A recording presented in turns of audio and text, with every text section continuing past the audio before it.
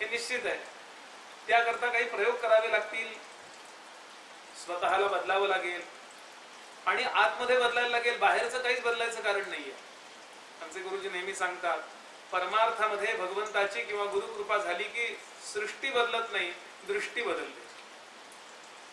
आणि या न्यायाने आपण अत्यंत सखोल विचार करायला प्रारंभ केला. नेहमी हा विचार केला जातोच असं नाही. म्हणून श्रोत्यांना माझी नेहमीच प्रामाणिकपणानं तळमळीनं विनंती असते की श्रोते आता सावधान, एकाग्र करून या मन पुढे कथानुसंधान सावध द्यावे. माणसं गाडी चालवताना सावध असतात, चेकवर सही करताना सावध असतात, फक्त अध्यात्म श्रवणामध्ये सावध नसतात.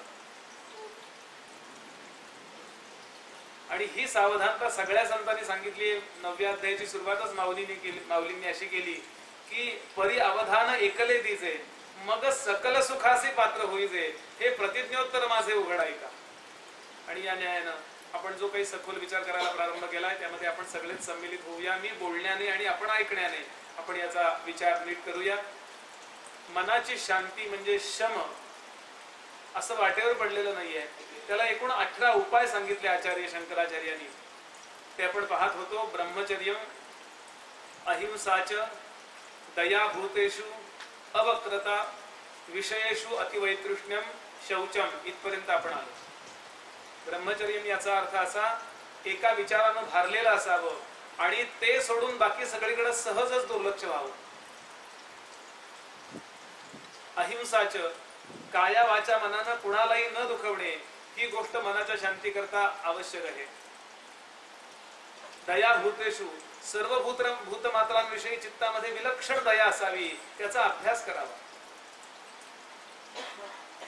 अवक्रता म्हणजे सरळपणा, वक्रता म्हणजे वाकडेपणा, अवक्रता म्हणजे वाकडेपणा नसणे, स्वभावामध्ये अतिशय सरळपणा, प्रांजळपणा असावा आणि तोही अभ्यासानं मिळवावा. विषयेषु अतिवैतृष्ण्यम, पंच विषयांविषयी जी काही जीवाला ओढ आहे, इंद्रियांना 5 विषय खूप आवडतात. माऊलींची ओवी आहे याकरता. ते म्हणाले, या विषय सेवना वाचून काही आणि सर्वथा रम्यची नाही, हा स्वभावची पाही इंद्रियांचा. सुंदर काही दिसलं की डोळे सहजच तिकडे जातात. डोळ्यांना सवयच लागली आहे ही, की काही चांगलं दिसलं की बघावं. श्रवणाला सवय लागली की चांगलं असेल ते ऐकावं. याप्रमाणे इंद्रिय मनाला ओढतात, विषय इंद्रियांना ओढतात, इंद्रिय मनाला ओढतात आणि मन चंचल होतं, मनाची स्थिरता संपते. आणि म्हणून विशेष अतिवैतृष्णम याचाही विचार करून झालाय. पण एक 2-2 वाक्यामध्ये मी थोडा स्टार्ट घेतोय आणि पुढचा मुद्दा आपण पाहून काल थांबलो. शौचम. शौच म्हणजे स्वच्छता. कशाची स्वच्छता तर म्हणाले, शरीर, वाणी आणि मन या तिन्हीची स्वच्छता असावी. शरीर स्वच्छ ठेवतो, आम्हाला स्वच्छता कळते, शरीराची स्वच्छता सहज कळते. त्यांचं घर किती स्वच्छ आहे, त्यांच्याकडची भांडी किती स्वच्छ आहेत, त्यांचे कपडे किती स्वच्छ आहेत. आपल्याला बाह्य स्वच्छता पटकन कळते, पण मानस स्वच्छतेचा विचार फार कमी लोक करतात. याचा सरळ अर्थ असा आहे की मनामध्ये अस्वच्छता आहे. कशावरनं मोजाल अस्वच्छता आहे?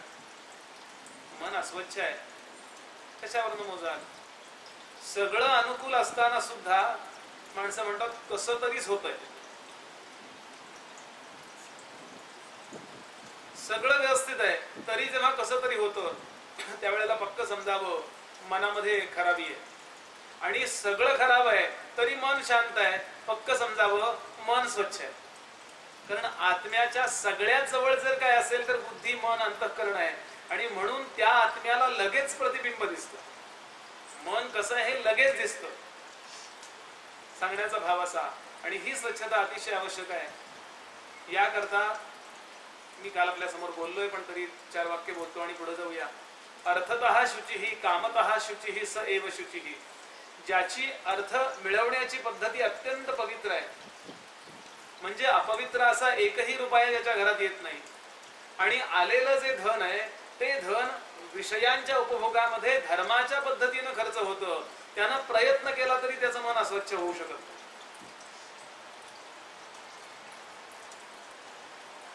आता नाशिकचं एक प्रकरण गाजतंय.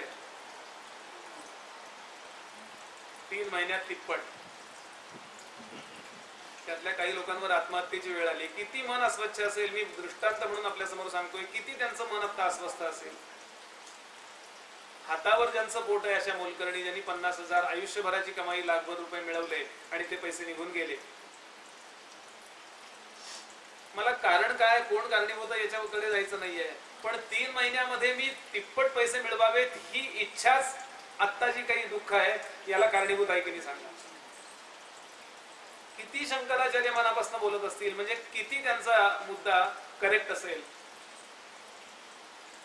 अनुभव आल्यानंतर मान्य करणं याला काहीच अर्थ नाहीये. म्हणून श्रद्धा लागते. श्रद्धा ही नेहमी अनुभवपूर्व दशा आहे, हे लक्षात ठेवा. शंकराचार्यांच्या किंवा कोणत्याही संताच्या वाणीवर, समर्थांच्या, तुकोबांच्या वाणीवर श्रद्धा ठेवा. याचा अर्थ काय, अनुभव नाहीये आज मला आणि मी ऐकायचंय. आणि हे श्रद्धा जर ठेवली असती या तथाकथित काय KFC का KBC काय त्याचा लॉंग फॉर्म बघा, त्यामध्ये पैसे गुंतवणाऱ्यांनी जर श्रद्धा ठेवली असती तर आज ते दुःखी नसते. हे सांगायला पाहिजे का. कुठेतरी श्रद्धा ठेवावी लागते. नकोय मला असं पैसा, मी स्वतः कष्ट करीन आणि मिळवीन, मग श्रीमंत व्हायला काहीच हरकत नाहीये. मी काय आपल्या समोर सांगतोय, सगळ्यात जास्त आज मनाची घालमेल, विनोबा नेहमी म्हणायचे जगातल्या सगळ्या मेल बंद पडल्या तरी घालमेल बंद पडणार नाही. याचं महत्वाचं कारण काय असेल तर कमी श्रमामध्ये जास्त श्रीमंत होण्याची वृत्ती. म्हणून शौचम नावाच्या गोष्टीला अत्यंत महत्व आहे. पुढचा मुद्दा, मनाच्या शांती करता अजून एक गोष्ट पाळावी लागेल, दंभ विवर्जनम. लिहून घेणाऱ्या करता परत श्लोक सांगतो. ब्रह्मचर्यम अहिंसा च दयाभूतेषु अवक्रता विषयेषु अतिवैतृष्ण्यम शौचम दंभ विवर्जनम. दंभ विवर्जित करावा म्हणजे त्याग करावा दंभाचा. दंभ याचा अर्थ काय, जे नाहीये ते आहे असं दाखवणे, याला दंभ असं म्हणतात. नाहीये माझ्याजवळ पण दाखवणे. म्हणजे आहे कुत्रा आणि त्याच्यावर वाघाचं कातडं पांघरलं आणि मी वाघ आहे. खरा वाघ आल्यानंतर काय होणार आहे. बारीक सारीक गोष्टीमध्ये हा दंभ असतो. माझ्याजवळ नाहीये तरी सुद्धा मी असं आहे असं लोकांनी मान्य केलं पाहिजे.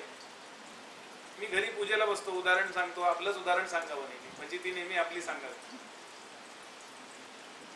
देवाची पूजा मी रोज करतो, असं ऐका तुम्ही, नुसतं करतो का नाही हे विषय सोडा, कारण मी घरी कधी असतो हा प्रश्न आहे. आणि अशा वेळेला मला कोणी भेटायला बाहेर मित्र आला तर त्या मित्राला मी पूजा किती मनापासून करतोय हे कळावं याकरता मी माझ्या पत्नीवरती, घरातल्या लोकांवरती ओरडतो. अत्तराची बाटली कालपासून सांगतोय काढून ठेवा, काढून ठेवा, का नाही काढली. म्हणजे बाहेरच्याला कळलं पाहिजे बुवांची पूजा अत्तराशिवाय होत नाही हो. आणि मग माझ्या श्रोत्यांमध्ये त्यांनी प्रचार करावा, फार बुवा भाविक आहे तो. आणि हे मी मुद्दाम त्याला कळू देत नाही की तो आला, हे माझ्या लक्षात आलं. मी अगदी अनभिज्ञता दाखवतो. तो बाहेर येऊन बसलेला आहे हे माझ्या लक्षात आलं. हे जर त्याच्या लक्षात आलं तर माझं पूजेमध्ये लक्ष नाहीये हे त्याच्या लक्षात येईल. म्हणून त्याच्याकडं लक्षपूर्वक दुर्लक्ष करून मी पूजेत लक्ष आहे असं अनुप्रास. एवढ्या तेवढ्या गोष्टीमध्ये माणसाची फजिती होते. आमचे गुरुजी नेहमी सांगतात, प्रपंचातली फजिती कळते हो, परमार्थातली फजिती कळत नाही. माझ्याजवळ पैसे नाहीत, माझी मुलं माझं ऐकत नाहीत, माझं अमुक आहे, हे लोकांना कळून जात. प्रपंचातली फजिती समोर असते, कळते. परमार्थातली फजिती आतल्या आत होते आणि म्हणून ती कळत नाही. आणि म्हणून अत्यंत सावध राहण्याची गरज आहे. लक्षातच ठेवू एक गोष्ट, भगवंताला कशाचीही ॲलर्जी नाहीये, फक्त त्याला 2 गोष्टी चालत नाही. एक अहंकार चालत नाही आणि दुसरा दंभ चालत नाही. भगवंताला शिव्या दिलेल्या चालतात. आई माईवरून शिव्या दिल्यात संतांनी त्याला. जनाबाईंचे धुंद झाला तुझा दरबार, आपण प्रकरण वाचून बघा. इतक्या शिव्या दिल्यात जनाबाईंनी अरे विठ्या मूळ मायेच्या कारट्या, काय तुझी रांड रंडकी झाली. विठ्या तुझं मेलं मडन, तुला बघून काळ रड. असे जनाबाईंचे अभंग आहेत, ग्राम्य भाषेत शिव्या. आणि या शिव्या ऐकायला भगवंत रोज पहाटे तिच्याकडे येतात, कारण त्या तिनं मनापासून दिलेल्या असतात. आमच्या ओव्या ऐकायला येत नाही, कारण ती ओवी म्हणताना मी कुठल्या चालीत म्हणतोय, तुम्ही रेकॉर्डिंग नीट करताय ना. सांगण्याचा भाव असा की भगवंत सोडून दुसऱ्या गोष्टीची नोंद घेऊन त्या लोकांनी माझी नोंद घ्यावी अशी अपेक्षा करणं, यालाच दंभ असं म्हणतात. त्याचं प्रकट स्वरूप मी जप करतोय असं दाखवतो. प्रकट स्वरूप हे सगळं बाहेर आहे, पण आतमध्येच तो दंभादी आरंभ होतो. तुम्ही माझ्या वैराग्याची, सद्गुणांची नोंद घ्यावी ही अपेक्षाच का असावी, जर मी खरा सद्गुणी असेल तर. जप करत बसलो मी, वास्तविक टीव्ही बघत बघत जप करतोय, पण तुम्ही येता बरोबर मी टीव्ही ऑफ केला, जप सुरू. नंतर मी ऐकलं की ती माळ लोकांना दिसू नये. माझ्या दंभावर फारच मोठी गदा आली, कारण इतके दिवस माळ दाखवीत मी जप करत होतो.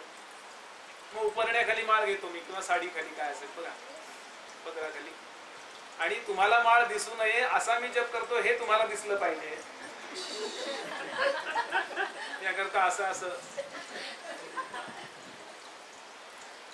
काय सांगू तुम्हाला. गडावरती मी चाललो होतो आणि अचानक पहाटेच्या वेळेला समर्थ प्रगट झाले. हो, अनुभव सांगतो की तुम्हाला, दंभ सोडून काही नाहीये याच्यामध्ये. समर्थ प्रगट होत नाहीत असा मुद्दा नाहीये, ते मी तुम्हाला का सांगतोय हा मुद्दा आहे. थोडं कठोर बोलतो की आज अनुभव सांगण्याची स्पर्धा लागलेली आहे, आणि अनुभव सांगताना मनुष्य अनुभव सांगत नसतो, त्यांच्या नावाखाली तो त्याची जाहिरात करत असतो. काय सांगू तुम्हाला, मी गोंदवल्याला गेलो, मुंबईहून निघालो होतो, गोंदवल्याला पोहोचायला 4 वाजले. हो, पहाटे 6ला निघालेलो. महाराजांचं दर्शन घेतलं आणि पटकन चहाच्या कॅन जवळ गेलो तर चहा संपला होता. पुन्हा दर्शनाला गेलो आणि सांगितलं, महाराज इतक्या लांबून मी आलो, कुठं माझी मुंबईला कीर्तन चालली होती, तिथून आलो आणि मला कपभर चहा नाही.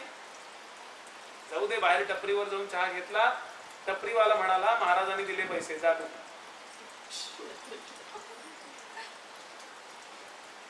यात मी महाराजांना चहा देणं काय अवघड, काय वाटेल ते करू शकतात ते. मला मेलेला जिवंत करू शकतात, प्रश्न तो नाहीये. मी त्यांच्या नावाखाली मी माझी जाहिरात करतो, म्हणून थोडा कठोरपणा. पण मला किती अनुभव आला तरी मी सांगू नये. समर्थ म्हणाले, मूर्खपणे सांगता तरी पुन्हा येणार नाही. मला अनुभव येतो हे जर मी सांगितलं. दंभाचे अनेक मी बाजू सांगतोय,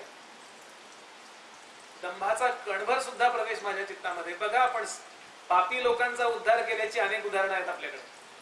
पाप्यातली कानोपात्र देहविक्रय हेच काम जिनं केलं आयुष्यभर, तिचाही उद्धार भगवंतानी केला असं उदाहरण आहे. पण दांभिक लोक, एका तरी दांभिक माणसाचा उद्धार केल्याचं उदाहरण आहे कसं. वाल्या कोळ्याचा उद्धार केला, किती वाईट होता तो. पाप्यातला पाप्याचा उद्धार करतो भगवंत, पण दांभिकाचा उद्धार जराही करत नाही. आणि म्हणून पुढची गोष्ट सांगितली, दंभ विवर्जन. जेवढ्या शुद्धपणानं मला हे सगळं जमायला लागेल, तेवढं माझं मन सहजच भगवंताच्या चरणी घेईल. वेगळे काही प्रयोग करावे लागणार नाहीये. पुढचा मुद्दा घेऊन घेणाऱ्यांकरता ब्रह्मचर्यम, अहिंसाच, दयाभूतेषु अवक्रता, विषयेषु अतिवैतृष्ण्यम, शौचम, दंभ विवर्जनम, सत्यम. एका गोष्टीवरती आपली निष्ठा असली पाहिजे, आणि ती म्हणजे सत्यावरती आपली निष्ठा असली पाहिजे. पुष्कळ वेळेला एक समाजाचा प्रभाव, तात्कालिक काळाचा प्रभाव, आणि म्हणून सत्यापासून मनुष्य दूर जातो. नाही साहेब म्हणतात ते खरं आहे. अशा अनेक वेळेला आपण सत्य सोडू शकतो, केवळ तात्कालिक स्वार्था करता. पण ज्या ज्या लोकांनी आतापर्यंत सत्यनिष्ठता अंगीकारली, ते या जगामध्ये लौकिक अर्थानं त्या वेळापुरते कदाचित हरले असतील, त्या वेळापुरते कदाचित त्यांचा एक पराभव झाला असेल, पण त्यांची सत्यनिष्ठा ही आज सुद्धा गायली जाते. याला उदाहरण सांगेल. सत्य म्हटल्याबरोबर आपल्या डोळ्यासमोर हरिश्चंद्र येतो बघ. राजा हरिश्चंद्र. माहिती आपल्याला कथा, पण ऐका. स्वामी विवेकानंदांची लाडकी कथा हरिश्चंद्राची कथा आहे. स्वामी परदेशात जेव्हा होते, 5-5.5 वर्ष अमेरिकेमध्ये राहिले, अनेक चर्चेसमध्ये अनेक ठिकाणी त्यांची प्रवचनं झाली, व्याख्यानं झाली. साधारण 2-4 प्रवचनामध्ये ते हरिश्चंद्राची गोष्ट सांगायचे. मी तर आग्रहानं गावोगावी सांगत असतो, आपल्या मुलांना हरिश्चंद्र सांगा, ध्रुव सांगा, प्रल्हाद सांगा, हेच सांगा. हॅरी पॉटर मध्ये काही अर्थ नाहीये. हरिश्चंद्रामध्ये केवळ सत्यनिष्ठा नाहीये, तर त्याच्यामध्ये भगवंताच्या कृपेचा प्रसाद भरलेला आहे. हा राजा हरिश्चंद्र अयोध्येचा राजा आहे, श्रीरामांचा तो पूर्वज आहे. त्याच्या स्वप्नामध्ये एकदा विश्वामित्र आले आणि विश्वामित्रांनी राज्य मागितलं, यांनी त्यांना दान दिलं. माहिती तरी ऐका. असं आहे की आमटी सगळ्या घरात होते तरी आमटी खातो की नाही आपण. मी याला पोह्याचं उदाहरण देत असतो. पोहे सगळेच जण करतात, तरी आपण दुसऱ्याकडे गेल्यावर पोहे चांगले झाले म्हणतो की नाही. तेच पोहे, तीच फोडणी, सगळं तेच असतं, तरी टायमिंग वरती जरा पोह्याची चव कमी जास्त होत.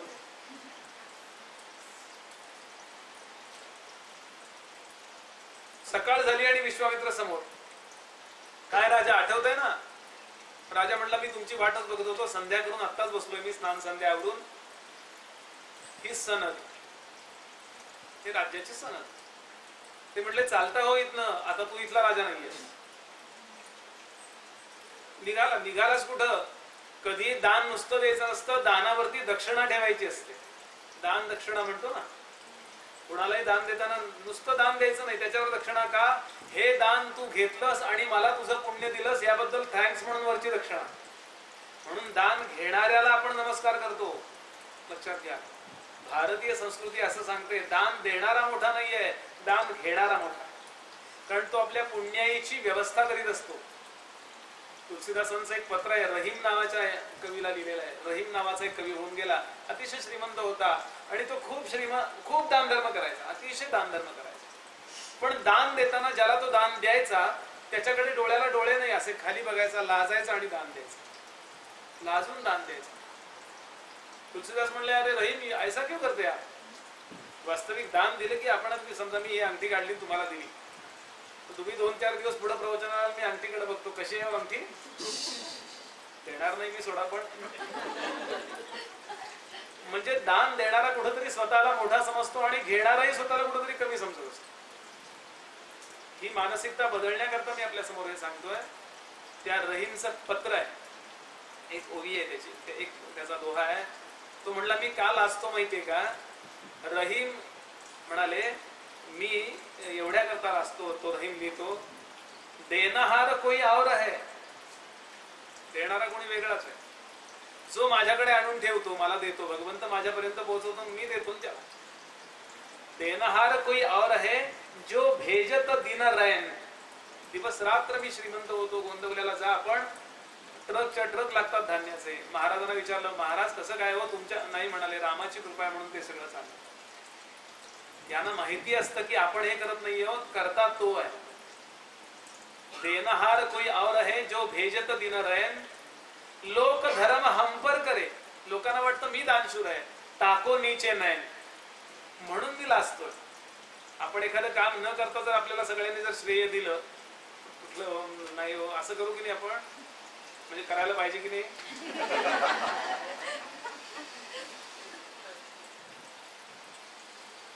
आणि म्हणून वरती दक्षिणा द्यायची असते. थँक्स, दक्षिणा दे मला, विश्वामित्र सांगतात.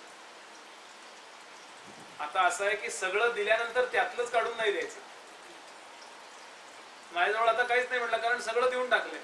एकदा चेकवर सही केली आणि सगळं दिलं, तर आता दुसरा चेक नाही काढतायत, कारण उरलं नाही बँकेत काही. तो म्हटला, महाराज मला 6 महिन्याची संधी द्या, 6 महिन्यात मी या दानाला साजेशी दक्षिणा मिळवतो आणि दक्षिणा आणून देतो, मला 6 महिने संधी द्या. आणि हा निघाला.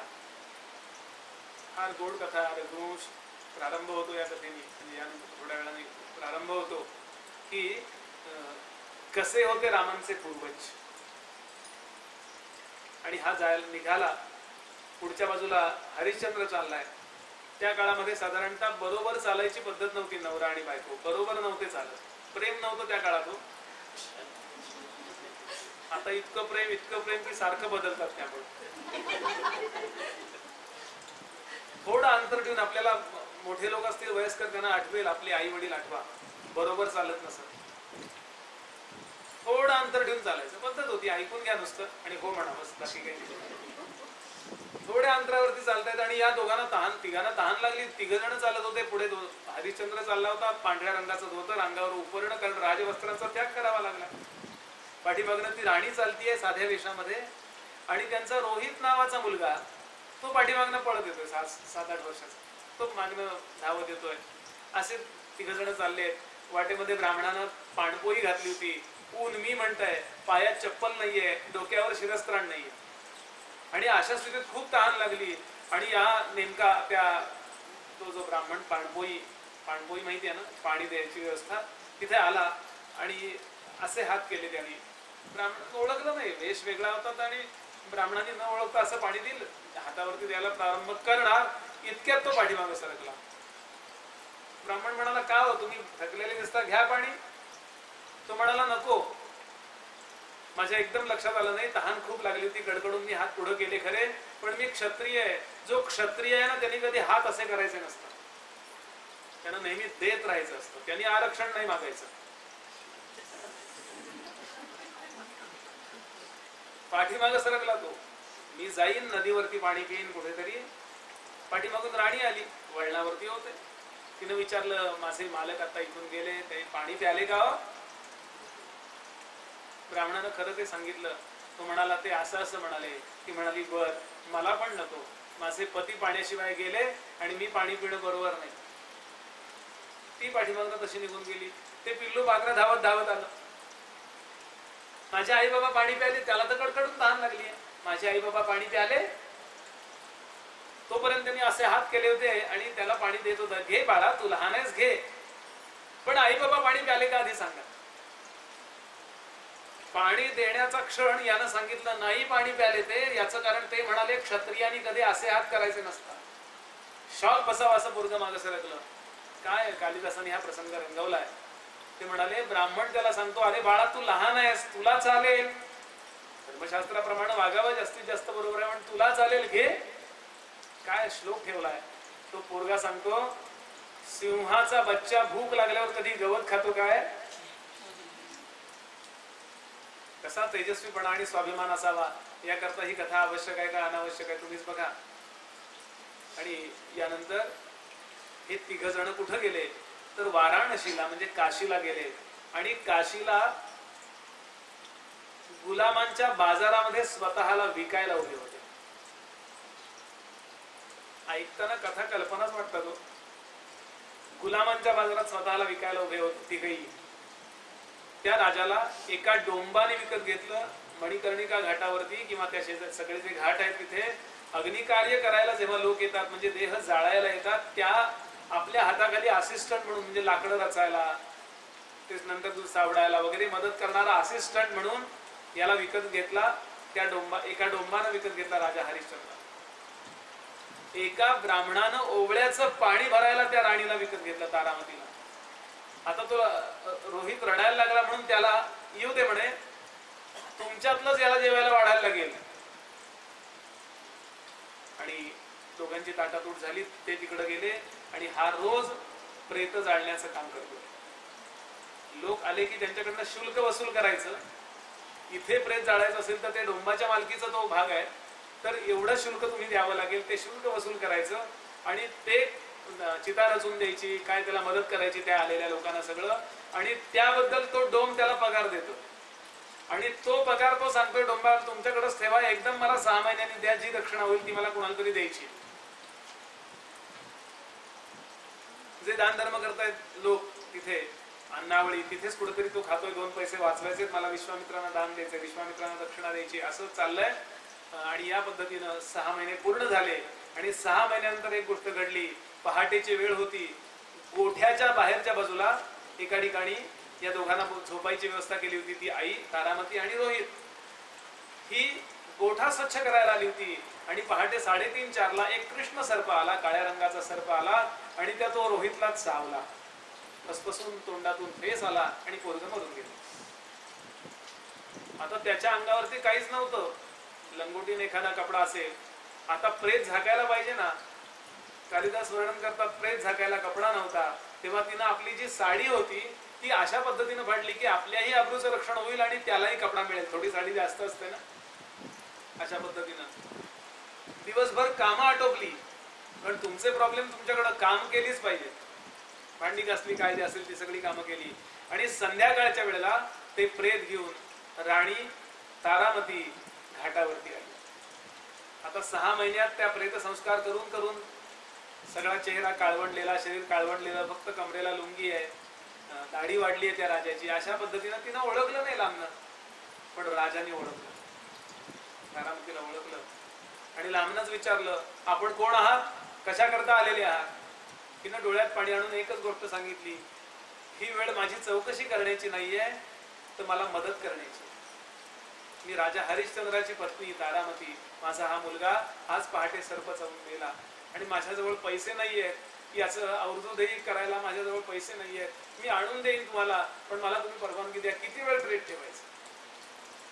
राजा तिथे बसला आणि रात्रभर दोघं रडत राहिले. राजाने सांगितलं, राणी मी राजा, मी तुझा पती आहे असं सांगितलं. आणि रात्रभर दोघं रडत राहिले ते प्रेत मांडीवर घेऊन. आणि राजाने सांगितलं, तुझ्याजवळ जर पैसे नसतील तर मला तुला नाईलाजानं इथून जा असं सांगावं लागेल. मी तुला परवानगी देऊ शकत नाही, कारण नियम म्हणजे नियम असतात. इतक्यात तो डोम, त्याचा मालक आहे, तो येतो पहाटेच्या वेळेला. यांनी सांगितलं, असं असं झालंय, तुम्ही माझं तुमच्याकडे पगार आहेच आहे, तर त्यातनं थोडे पैसे कट करा आणि मला प्रेत जाळायला परवानगी द्या, माझ्या लेकराचं प्रेत आहे. आणि या पद्धतीनं त्यानं चिता रचली, ते प्रेत त्याच्यावरती ठेवलं. अग्नी द्यायला सिद्ध झाला. या क्रूर माझे या हाती टाकतो तुझ्यावर माती. वडिलांनी मुलाला अग्नी द्यावा यापेक्षा काय दुःख असतं. डोळ्यात पाणी आहे.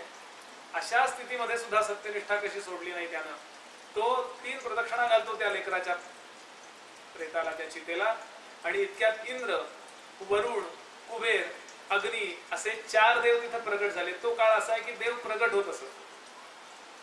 प्रगट झाले आणि इंद्राने सांगितलं, तो चुडा पेटलेला माझ्या हातात दे आणि एक काम कर, रोहित म्हणून हाक मार. इंद्राला सगळ्या देवांना नमस्कार केला त्यांनी. तो म्हणला, महाराज आता हाक मारण्यात काय अर्थ आहे. हाक मारणं ही निसर्गाची चेष्टा केल्यासारखं नाही का. तो मरून गेला आणि कशाला हाक, मी सांगतो म्हणून हाक मार. आणि इंद्राची आज्ञा देवाची आज्ञा आहे आणि म्हणून यांनी हाक मारली. रोहित असं म्हटल्याबरोबर रोहित चितेवर उठून बसला. एकदम चकित झाला. आनंद तर झालाच, पण यानं इंद्राला विचारलं, असं कसं. इंद्र असं म्हणाला, जो आयुष्यात कधी खोटं बोललेला नाही त्याच्यावरती जर कधी अशी वेळ आली तर तो जे बोलेल ते पंचमहाभूतांना खरं करावं लागतं. हे सत्य वागण्याचं फल आहे. पाठीमागं पाहिलं तर डोंब नव्हताच. विश्वामित्र प्रत्यक्ष उभे होते. डोंबाचं रूप टाकलं आणि विश्वामित्र प्रकट झाले.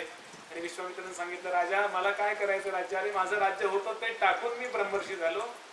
जा, मी तुझी परीक्षा बघितली आणि या परीक्षेत तू पास झालास. भगवंताचा अवतार तुझ्या पिढीमध्ये होईल केव्हा तरी, असा आशीर्वाद देतो पहिला मुद्दा. आणि इथून पुढे भारतीय संस्कृतीमध्ये कधीही सत्य असा शब्द आला तर त्याच्याशी तुझं नाव जोडलं जाईल. एवढ्या करता आपल्या समोर सांगतोय. स्वामी विवेकानंद एका ठिकाणी असं सांगत होते, ही कथा सांगत होते. स्वामीजींची लाडकी कथा होती. विज्ञाननिष्ठ संत आहे, पण अतिशय कशी आपली भारतीय संस्कृती होती याबद्दल सांगताना असे गदगदून यायचं त्यांना. तेव्हा त्या चर्च मधल्या एका नननी प्रश्न विचारला, स्वामीजी ही कल्पना आहे का. कल्पना आहे का ही. कारण एकूण काय आता आपल्याला पैकी कोणालाही वाटलं असेल की खरंच कल्पना वाटते. ती शक्य आहे. स्वप्नात बोललेलं सत्यात खरं केलं, उलट सुद्धा नाही होत.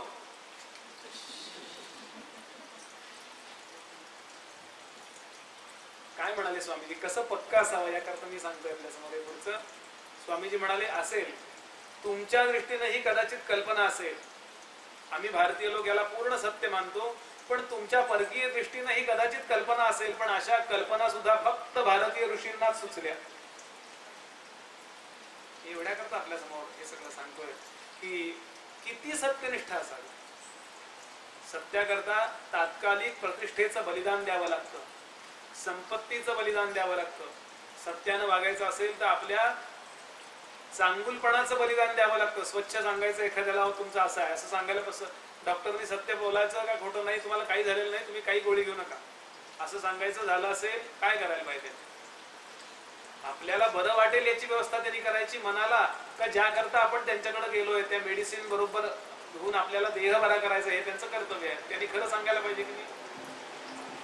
सांगण्याचा भाव असा की ही सत्यनिष्ठा जर आपण सांभाळली नाही तर काय होतं म्हणाले, तर आपला जो आत्मा आहे त्याचं तेज हळूहळू कमी होत जातं.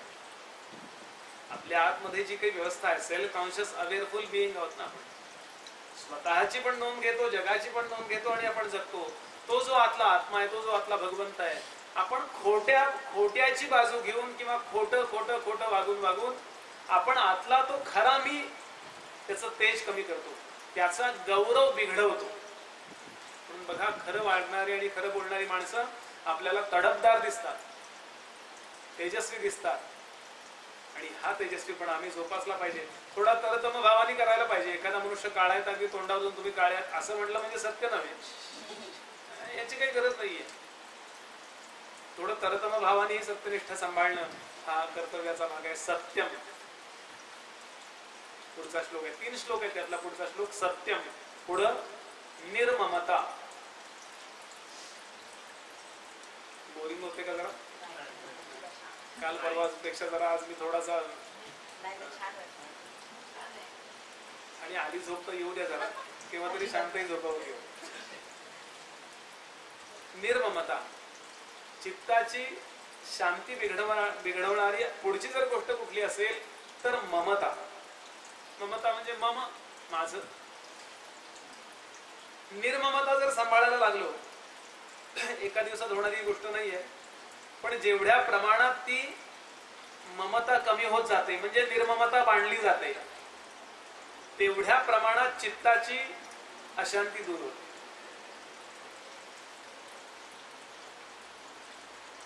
मम नावाची एक अशी रेष आहे की या संपूर्ण जगाला 2 विभागामध्ये विभागते.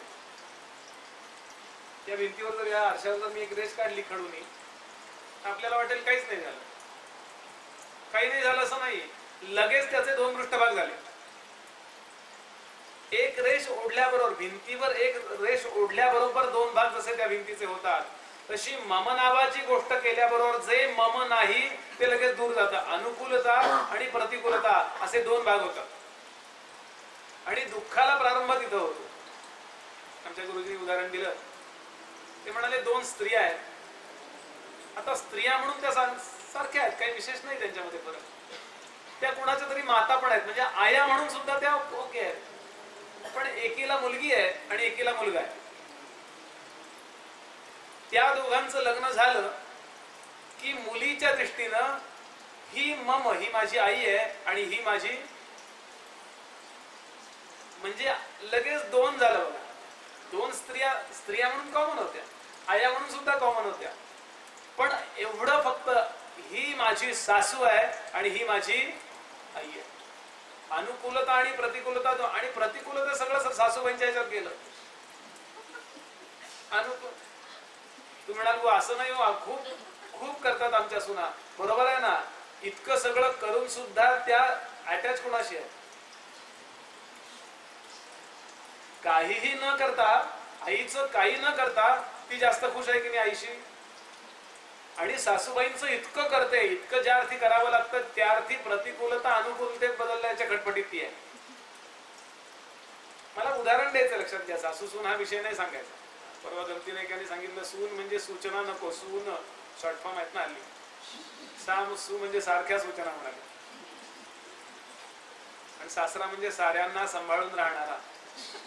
सगळ्या सासऱ्यांना बरं वाटलं. गंमत करा.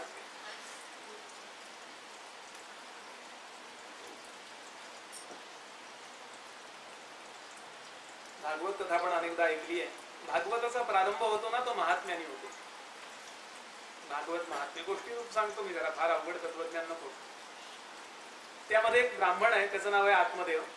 त्याची पत्नी आहे, तिचं नाव आहे धुंदुली.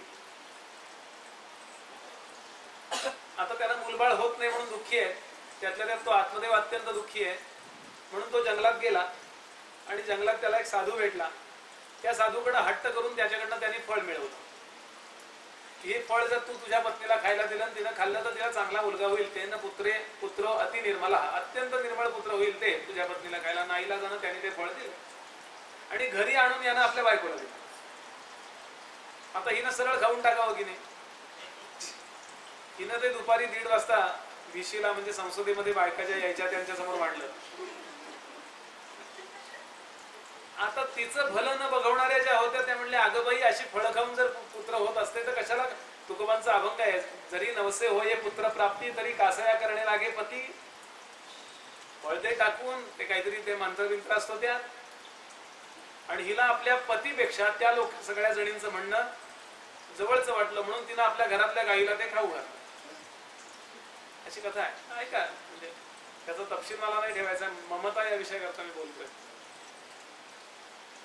आता हा रोज विचारी तुला काही वाटतंय का? कारण याचा भरोसा होता त्या संन्याशावर, मंत्रावर, अध्यात्माच्या, धर्माच्या एकूण याच्यावरती निष्ठा होती. आता हिला कटकटच झाली ना, रोज तुला काही वाटतंय का, तुला काय वाटतंय का? हिनं विचारलं परत, काय सांगू? ते म्हणले, काही नाही, पोटावरती काहीतरी बांधून घेऊन वाटतंय म्हणून सांग, असं सांग म्हणाले. आता त्याला इतका आनंद झाला, त्यानं तिची डोहाळ जेवण केली. घरातलं वेगळं, आवळी खालचं वेगळं, जंगलातलं वेगळं, नौकेतलं वेगळं. आता डोहाळ जेवण तिच्या इतक्या अंगाला लागली, काही नव्हतंच पोटात. तो एकदम टणटणीत झाली तब्येत तिची. आणि एक दिवस 9 महिने पूर्ण झाल्यानंतर नेमकी या 9 महिन्यामध्ये तिची बहीण जी शेजारच्या गावात राहत होती ती भेटायला आली. तिच्याकडे 11 झाले होते, म्हणजे आता टीम पूर्ण झाली होती. 11 मुलं होती तिला. आणि तिच्याकडे दारिद्र्य खूप होतं. ती म्हणली, परत 12वी वेळ आहे म्हणाले, पोटात बाळ आहे. ते म्हणले, एक काम कर, तुझं बाळ मला दे आणि तुझ्या नवऱ्याला तू मेलं म्हणून सांग आणि त्याबद्दल मी तुला पैसे देते. तुझंही काम झालं, माझंही काम झालं. आणि म्हणून आपल्या बहिणीकडून ते मूल तिनं विकत घेतलं आणि ते मूल आपल्याला झालं असं आपल्या नवऱ्याला कळवलं. नवऱ्यानं पत्रिका वाटली. फाल्गुन अमावस्येला झालेलं लेकरू होतं, पण त्यानं पाडव्याची, गुढी पाडव्याची प्रतिपदेची पत्रिका मांडली. खूप चांगली पत्रिका, त्याच्या जो वेळ मिळाला त्याप्रमाणे पत्रिका. असं सगळं झालं. नेमकं 1 महिन्यानंतर त्या गाईला पण मुलगा झाला असं वर्णन. फक्त त्याचे कान गाईसारखे होते म्हणून त्याचं नाव ठेवलं गोकर्ण, गाईसारखे कान. आता लोकांची गर्दी झाली, म्हणाले याच्या पत्नीलाही बाळ झालं आणि गाईला पण बाळ झालं.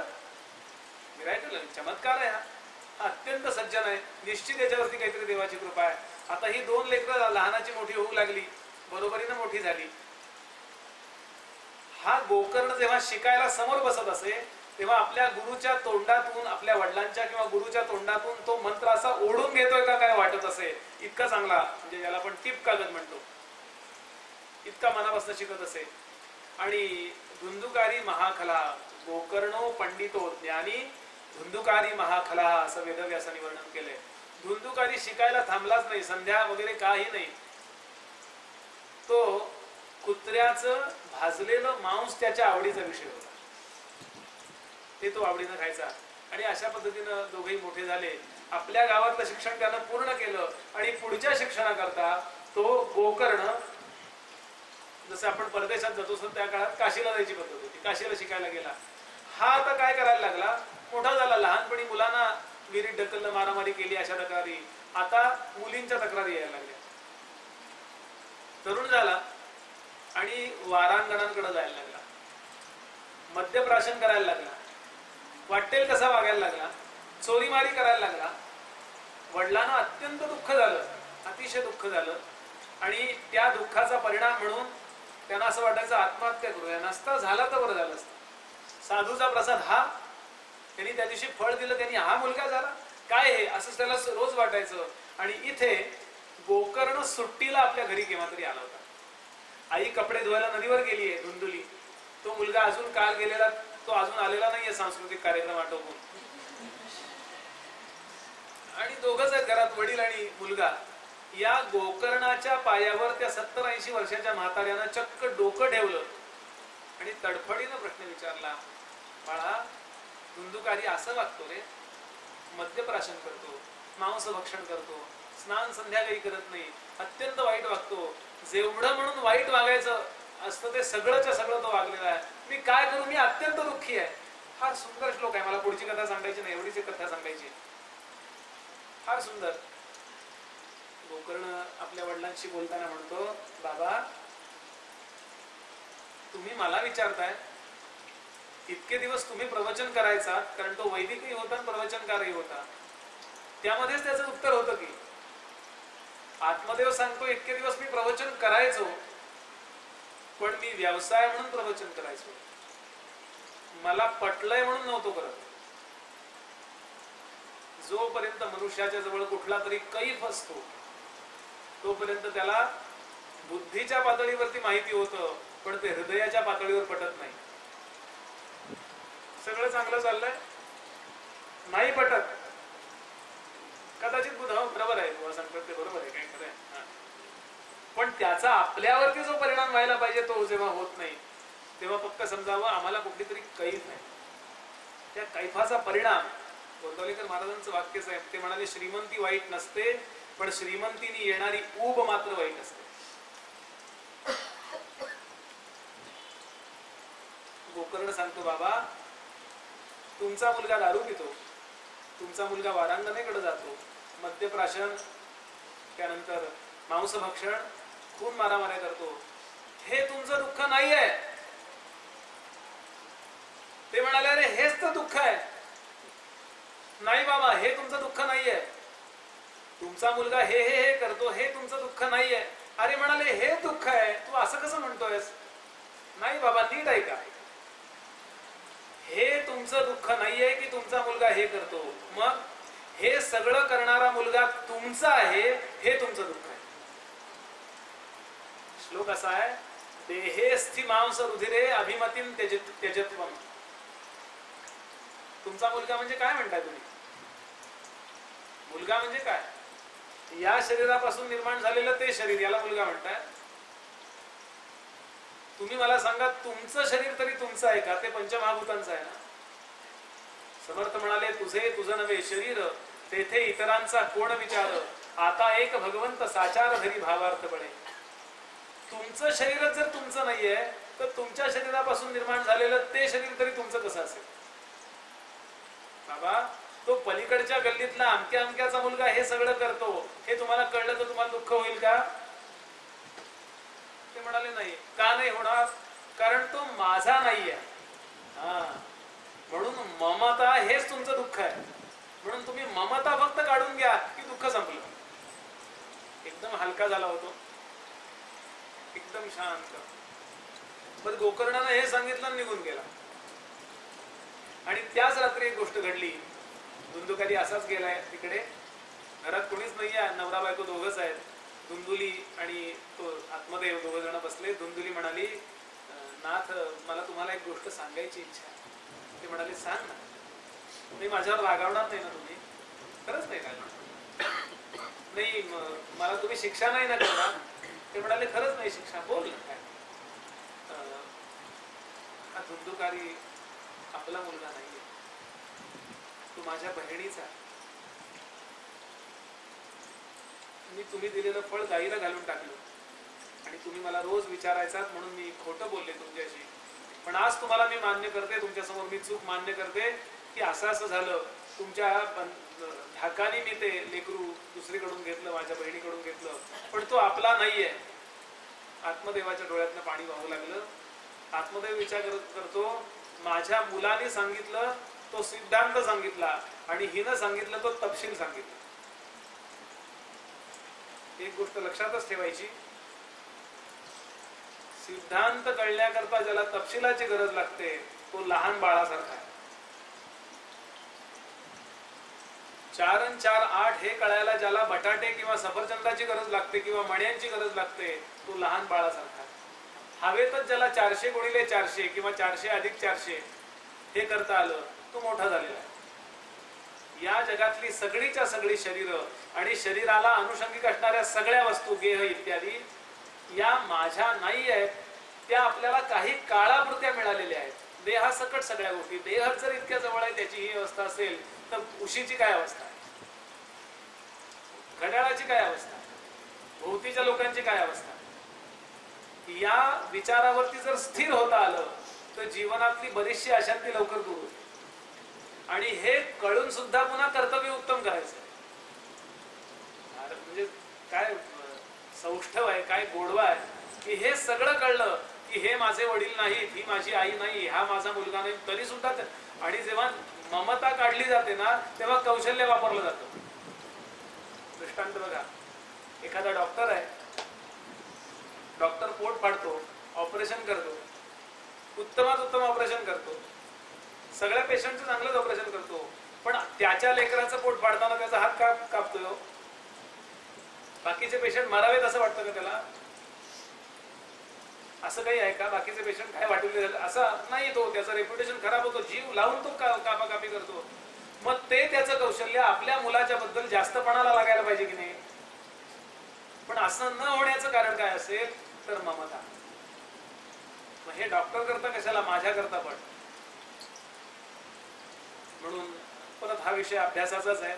सत्यम, निर्ममता, पुढचा मुद्दा स्थैर्यम. थोडी जीवनामध्ये ज्याला बॅलन्स म्हणतो आपण, स्थैर्य असावं, विचारांची स्थिरता असावी. ही स्थिरता जर जमली, स्थैर्य का असावं? परमार्थात आल्यानंतर पहिल्यांदा जर काय होतं तर मनुष्य चलबिचल होतो. अनेक कारणाने होतो. खरंच देव आहे का? गेलो होतो प्रवचनाला पण काय ते काही खरं नाही हो. इतकं कुठलं जमणार आहे 18 लक्षणं?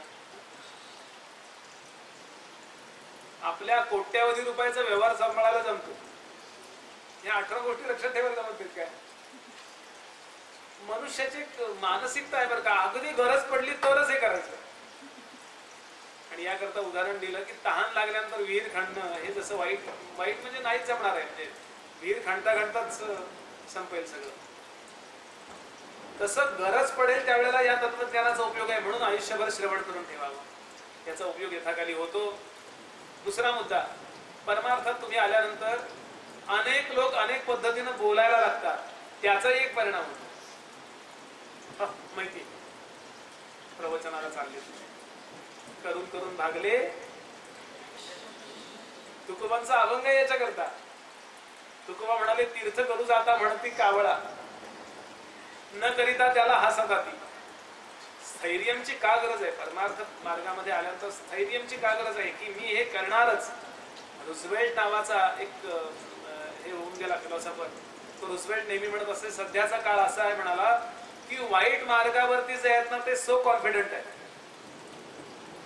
आणि चांगल्या मार्गावरचे सो कन्फ्युज. नाम घेणारा कन्फ्युज, दारू पिणारा बिंदास. कोणी घ्यावं कोणी घ्यावं की नाही? माझा दादरला भागवत सप्ताह सुरू होता. ज्यांच्या घरी भागवत सप्ताह सुरू होता तिथे शेजारचे एक जण मला भेटायला आले. तर मी लहानच आहे, तर त्यामुळे जरा आता लहान असल्यानंतर काय दाटवायला बरं आहे जरा. त्यांना माहिती नाही मी गडावर 12 वर्ष राहिलोय, आमची बात तिथला घाललाय. ते मला म्हणले, जे लुळे लोक आहेत ना, जे दुबळे लोक आहेत ना, ते म्हणले नाम घेतात. मी लगेच त्यांना म्हणलं, अजिबात नाही. जे दुबळे लोक आहेत ना ते दारू पितात, नाम घ्यायला सामर्थ्य लागतं. व्यसनाच्या आहारी जो मनुष्य जातो ना तो दुबळा आहे. स्वतःचं दुःख तो तसा नुसतं सहन करू शकत नाही म्हणून व्यसन करतो. सांगण्याचा भाग असा की तुकोबांना सांगावं लागलं की तुम्हाला परमार्थात आल्यानंतर स्थैर्याची जोपासना करावी लागेल. मी स्थिरतेनं राहील इथे. अभंग थोडक्यात सांगतो, म्हणजे जरा गंमत आहे त्यात. बराच वेळ तुम्ही अगदी गंभीर बसलाय, तुमच्या स्थैर्याची परीक्षा आहे. तुकोबांचा अभंग असा आहे, तीर्थ करू जाता म्हणती कावळा. आमचे गुरुजी हा दृष्टांत फार रंगवून रंगवून सांगायचे. ते म्हणले, एक जण रिटायर झाला आणि त्याने ठरवलं अमरनाथला जायचं. तिकीट काढून आणली. आता गावात कळलं, आपले शामराव म्हणाले तीर्थयात्रेने चालले. आता चौका चौकात गप्पा, पण छोटी गाव असतात ना तिथं पटकन कळतं सगळं. हा म्हणले शामराव तीर्थयात्रेला. माहितीये म्हणले आयुष्यभराने काय केलं ऑफिसमध्ये. एकही फाईल सरकली नाही म्हणाले.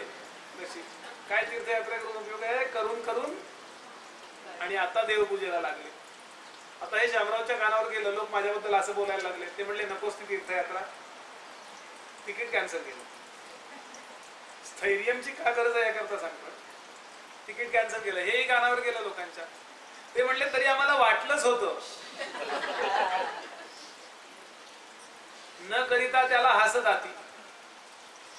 एखादा मनुष्य भरपूर जेवणार असतो, पोटभर जेवतात ना लोक, गरगरीत काही म्हणजे अगदी नको नको नको नको, काही लोकांना सवयच असते नको नको, साईज मेंटेन, एवढाच फक्त विषय. पण काही माणसं असे भरभरून जेवतात. त्याच्यावरही तुकोबांनी दुसरं चरण लिहिले, फार खाय त्यासी म्हणती खादाडा. काही लोक असतात बघा असे, म्हणजे 2 कॉलेजमधल्या मुलांची पैज लागली होती की तो म्हणला रव्याचे 2 किलो लाडू खाऊन दाखव. त्या हॉटेलमध्ये मिळायचं ना, असे बर्डीत भरलेले असायचे बघा, जुन्या काळचं दृष्टांत आहे. 2 किलो लाडू खाऊन दाखवतो. तो म्हणला नाही बाबा, 100 रुपये देतो म्हणला. 20 वर्षापूर्वी 100 रुपये म्हणजे खूप होते. आता त्यांचं बराच काळ चाललेलं पाहिलं नाही, एक असा किडकिडीत दिसणारा मनुष्य समोर येऊन बसला. तो म्हणला तुमची पैज लागलेली दिसते, मी त्यात येऊ का? ते म्हणलं तुम्ही काय करणार? 2 किलो लाडू खाऊन दाखवणार. म्हणला मला पैशाची गरज आहे म्हणून, बाकी मला लाडू नकोय. 2 किलो लाडू तू खाणार? अरे केवढा वारा आला तर उडून जाशील, इतका बारीक आहेस. तो म्हणला तुम्हाला ते काय करायचं? 2 किलो लाडू खाऊन दाखवतो, मला 100 रुपये तुम्ही देणार का? मला गरज आहे म्हणलं, औषध द्यायचंय बायकोला. ठीक आहे म्हणाला. 2 किलो लाडूचे पैसे दिले त्या तरुणानं आणि याच्यासमोर म्हणे 2 किलो लाडू ठेवले. त्यानं शांतपणानं खाल्ले, 2 किलो लाडू संपवले. तो पोरगं बघायला लागलो. म्हणलं कमाल आहे, कमाल आहे. आजोबा हे घ्या 100 रुपये. कमाल आहे म्हणले, वाटलं नाही तुम्ही खाल असं. तो म्हणला मला पण वाटलं नाही मी खाईन. मी समोरच्या हॉटेलमध्ये गेलो, 2 किलो लाडू खाऊन बघितले आणि आता तुझ्याकडे आलो. तो म्हणला जरा हसूनही घ्या. असं खाणारा पिणारा असला ना की तो आलेला पाहिल्यावर माणसं ते इडल्या बाजूला ठेवून देईल, आपल्याला नाही बोलायचं. तुकोबा म्हणाले तुम्ही काही करायला ठेवा, काही करायला लागा, फार खाय त्यासी म्हणती खादाड. आणि जर काही लोक कमी जेवतात ना, चतकोर पोळी, अर्धी पोळी पुरे, बस पुरे, जास्त नको. काही कारण नसताना का आपण जेवढं अन्न खातो त्या अन्ना त्यातल्या 1/4 अन्नावर आपण जगतो आणि 3/4 अन्नावर डॉक्टर जगतो, असं ऐकले. तर तो कमी खातो. आशाला तरी चांगलं म्हणावं की मी. ते म्हणले पाप्याच्या कपाळी अन्न कैसे, गेल्या जन्मी उष्ट्या हातानं कावळा सुद्धा आकलला नसेल तेवढी 2 चित पडतील म्हणून. तुका म्हणे किती राखावा लौकिक, तुका म्हणे किती राखावा लौकिक, अवताराधिक त्रास घेती. अवतारांना सुद्धा सोडलं नाही, कृष्णांना सुद्धा नावं ठेवली, रामांना सुद्धा नावं ठेवली, तुकोबा ज्ञानोबांना सुद्धा लोकांनी नावं ठेवली. तर तुम्हाला मला नावं ठेवणारच आहेत लोक. जर तुम्हाला मला नावं ठेवत नसतील तर आपण चुकीच्या मार्गावर चाललेलो आहोत. आणि म्हणून स्थैर्यमची फार गरज आहे. आणि थोडस एक जर आपण ताळा म्हणतो ना, आपण परमार्थात पक्के आहोत की नाही याचा अगदी ठोकताळा जर काय असेल तर प्रसंग आल्यानंतर आपण स्थिर राहतो का व्हायबल होतोय. प्रसंग आल्यानंतर म्हणून स्थैर्यमची फार गरज आहे. स्थैर्यम. पुढचा मुद्दा अभिमान विसर्जनम. एवढा मुद्दा पाहायचा आणि थांबायचा. नाही थांबण्याची वेळ दिली की जरा थोडी बळ येतं. अभिमान विसर्जनम थोडा तर तत्वज्ञान आहे. अभिमान हा शब्द आपण अनेकदा ऐकलेला आहे. काय आहे नेमका अभिमान? अभिमान म्हणजे नेमकं काय? अभि असा उपसर्ग आहे आणि मत असा धातू आहे. अभि असा उपसर्ग लागला की मूळ शब्दाची योग्यता अनेक पटीने वाढते. अभिनय, नुसता नय आणि अभिनय.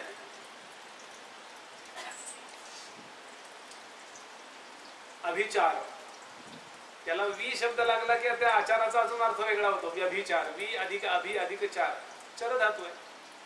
मला सांगायचं आहे की अभि मान, मत धातू आहे. मत हा शब्द आहे ना आपल्याला, माझं हे मत आहे. अगदी सोपं करूया. हा अभिमान नेमका राहतो कुठं? तर अंतःकरणाच्या एकूण 4 वृत्ती आहेत. आपल्यामध्ये अंतःकरण नावाची गोष्ट आहे, आपली जाणीव नावाची गोष्ट आहे. त्यामध्ये 4 गोष्टी आहेत. एक बुद्धी आहे, एक चित्त आहे, एक मन आहे आणि एक अहम आहे. हे 4 गोष्टी नाही आहेत, एकच आहे. पण 4 कामं करताना हे 4 होतात. संकल्प विकल्प करता तेव्हा ते मन होतं. चिंतन करतो आणि सातत्यानं ती गोष्ट तू ब्लिंक चित्त चित्त शब्द आहे चित्त चैतन्याचं सातत्यानं प्रगटीकरण विचाराच्या माध्यमातून करतं ते चित्त. जायचंय बरं का कीर्तनाला, जायचंय बरं का प्रवचनाला, जायचंय बरं का प्रवचनाला, जायचंय का नाहीये हे मन आहे. जायचंय हा निश्चय ही बुद्धी आहे. जायचंय जायचंय मग टॅक्सीनं जायचं का बसनं जायचं का कसं जायचं, किती वाजता साधारण पोहोचायचं, संत कितीला म्हणाले ते, म्हणजे मग ते चिंतन चित्त. आणि कोण जाणार आहे, मी जाणार आहे. का म्हणले काल प्रवचनाला आला होता तुम्ही, मग प्रवचन असलं की आम्ही सोडत नाही कधी, आणि त्यानंतरच अजिबात सोडत नाही.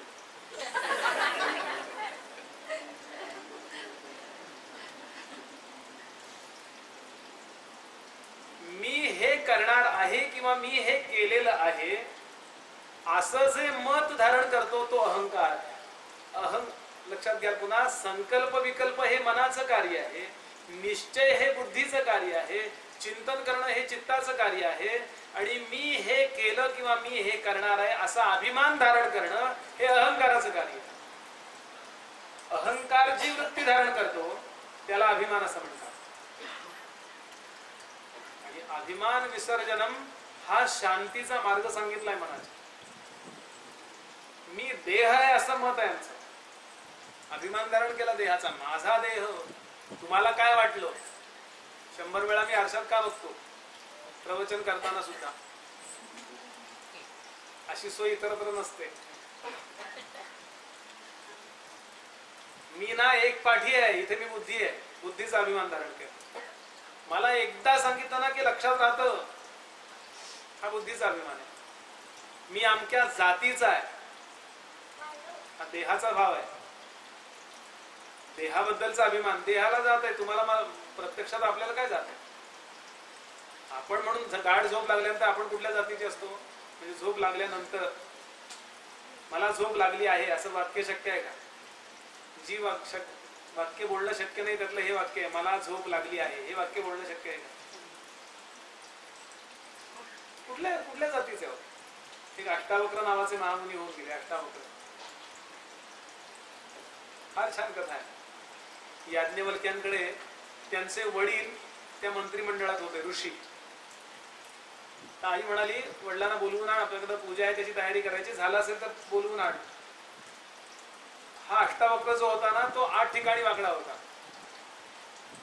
म्हणजे इथं घोट्यात वाकडा होता, गुडघ्यात वाकडा होता, मांडीत वाकडा होता, कमरेत वाकडा होता, असा 8 ठिकाणी असा वाकडा होता. आणि काळा कुट्ट होता तसा, म्हणजे काय सोंग दिसतंय म्हणून कोणी हसेल असा होता, पण आत्मज्ञानी होता. असा 8 ठिकाणी वाकडा होऊन काय जन्माला आला. आईच्या पोटात असताना वडिलांना म्हणाला, बाबा घोकंपट्टी खूप झाली, आता वागून दाखवा. आईच्या काय हायली इंटेलेक्च्युअल असेल विचार करा. कार्ट्या म्हणाले अजून जन्म व्हायचा, 8 ठिकाणी वाकडा होऊन बाहेर पडशील. असं वडिलांच्या छापाने तो 8 ठिकाणी वाकडा होता. चालला तो वडिलांना बोलवायला चालला. वडिलांना तिनं विचारलं, त्या मुलानं आपल्या आईला विचारलं शोधायचं कसं त्यांना. काही नाही म्हणाले, जनकाच्या दरबारात पंडितांची सभा भरली आहे, त्यात तुझे वडील आहेत. ठीक आहे, पंडितांची सभा. आणि म्हणून तो तिथं असा असा असा असा वाकडा होता, तो तिथं गेला आणि त्या सभेमध्ये गेला. हाक मारली त्यानं, बाबा बोलवले घरी आईने. तर आता त्याला पाहिल्यावरती सगळे पंडित आणि राजा सगळे खो खो हसायला लागले. सोंगच तसं होतं ना. हा गंभीर झाला. त्यांना नमस्कार केला, राजा मी यांचा मुलगा या ऋषींचा. मला आईने सांगितलं होतं पंडितांची सभा भरली आहे म्हणून मी इथे आलो होतो, पण ही तर तुझी चांभारांची सभा भरली आहे. संतापला राजा. पण सगळे पंडित संतापले. कळतं का म्हणाले, अक्कल आहे का काल काय तुला? 8 वर्षाचं पोरगं आम्हाला चांभार म्हणतोय, पंडितांना चांभार म्हणतोयस तू? एक पंडित ओरडला. राजा जनक हुशार आहे, ज्याला आपण मॅच्युअर म्हणूया, असा परिपक्व आहे. तर तो म्हणाला, बाबा रे तू कसं असं म्हणतोयस, आम्हाला पंडितांना या सगळ्या लोकांना तू चांभार का म्हणालास? तो म्हणाला, सोपं आहे, पंडित कुणाला म्हणतात? पंडा म्हणजे बुद्धी. पंडा याचा अर्थ बुद्धी. ज्या बुद्धीमध्ये मी ब्रह्म आहे असा निश्चय झाला त्याला पंडित म्हणतात. विद्वान माणसाला आपण पंडित म्हणतो, पण ते न कळता म्हटलेलं वाक्य. ब्रह्मज्ञानी जो आहे ना, जो ब्रह्माची परीक्षा करतो त्याला पंडित म्हणतात, आणि जो चांबड्याची परीक्षा करतो त्याला चांभार म्हणतात. तुम्ही आता हसलात कशा करता? राजा धावत आला आणि 8 वर्षाच्या पोराचे पाय धरले आणि अनेक प्रश्न त्यांना विचारले, आणि त्या सगळ्या प्रश्नांची उत्तरं या 8 वर्षाच्या पोरानं दिली, आणि त्यातून एका गीतेचा जन्म झाला. त्या गीतेचं नाव आहे अष्टावक्र गीता.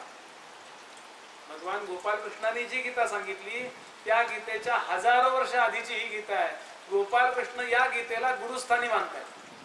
म्हणजे काय गीता असेल कल्पना करा. अष्टावक्र गीता सांगण्याचा भाव असा की अखंड त्याला माहिती आहे की मी ब्रह्म आहे, म्हणून देहाचा अभिमान धारण करणारा जो आहे ना तो चांभार आहे, किंवा त्याची परीक्षा करणार आहे तो चांभार आहे, चर्मकार आहे. या न्यायाने ज्या गोष्टीचा अभिमान मी धारण केलाय, माझं हे मत आहे, माझं ते मत आहे, माझं अमुक आहे, माझं तमुक आहे, हे जे काही मत धारण केलंय ते म्हणाले अभिमान विसर्जनम. जेवढ्या लवकर आम्ही हा अभिमान विसर्जन करू तेवढ्या लवकर भगवंताची कृपा होते. एक 10 मिनिटात मस्त आख्यान सांगतो, गोष्ट सांगतो, थांबतो.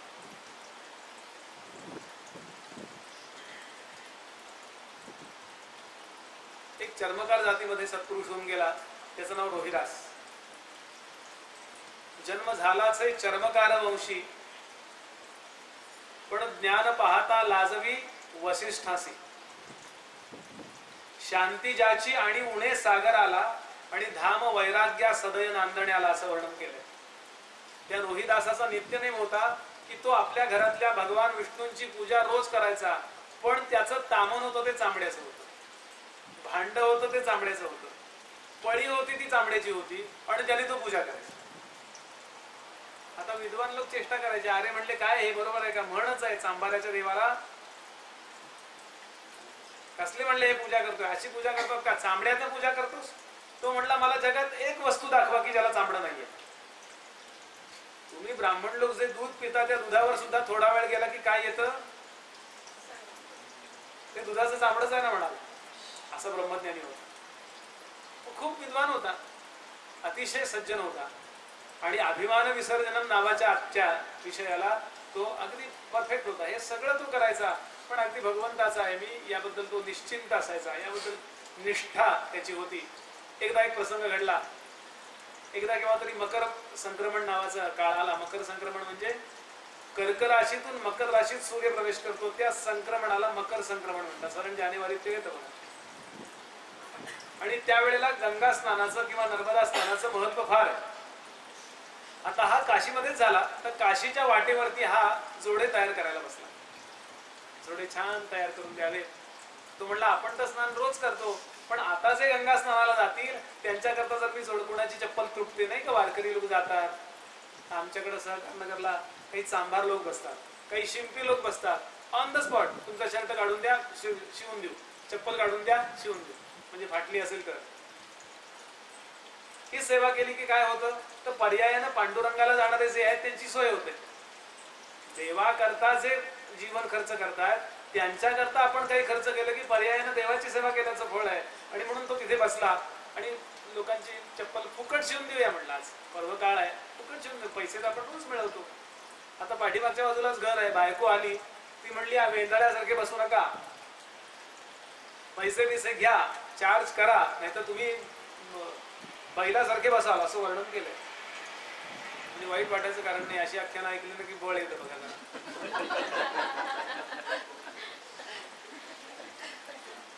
काय त्याच्या तो म्हणला, बायकोला म्हणाला पशूंना आपली उपमा देऊ नको, किंवा आपल्या पशूंची उपमा आपल्याला देऊ नको, त्या पशूंचा अपमान आहे.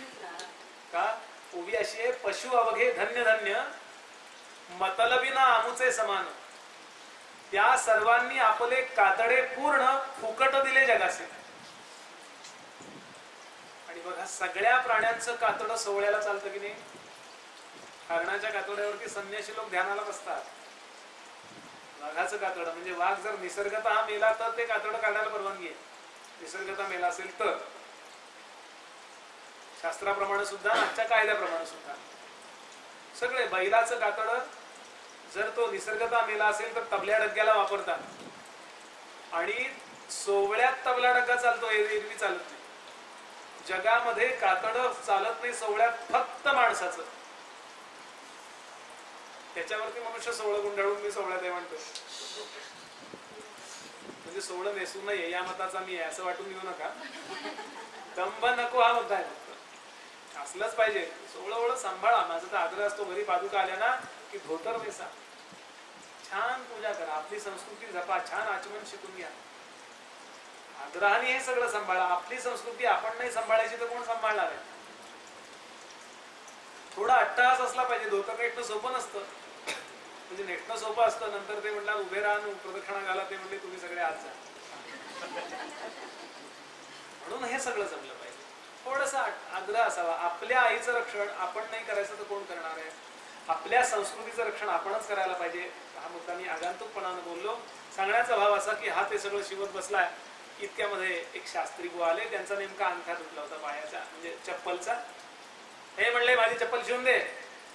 चालेल म्हणला शास्त्री बुवा. ती पटकन चप्पल घेतली आणि लगेच पटकन बरा बरा असं असं ते शिवण्याचं तंत्र असतं बघा. आणि छान शिवून दिली. आणि दुसऱ्या बाजूने पण शिवून दिली. तेवढंच फक्त परत तुटली की असं नाही. दुसरा पण अंगठा बघू चांगलं कणकणीत व्यवस्थित शिवून दिली. किती पैसे झाले रे? महाराज तुम्ही देवाला चाललाय, आंघोळीला चाललाय ना, गंगेवर काशी यात्रेला चाललाय, खूप लांबून आलेली दिसताय. म्हणाले तुम्ही तुमची सेवा की गंगेची सेवा आहे? तुम्ही असा नका विचार करू, काही नका देऊ. छेचे म्हणले असे फुकटचे उपकार कोणाचे घ्यायचे नसतात. हे घे पैसा. त्यावेळेला पैसा चालत असेल. ज्याला शिवराई असा शब्द वापरला. अशी शिवराई त्याला दिली म्हणजे पैसा दिला, असा टाकला.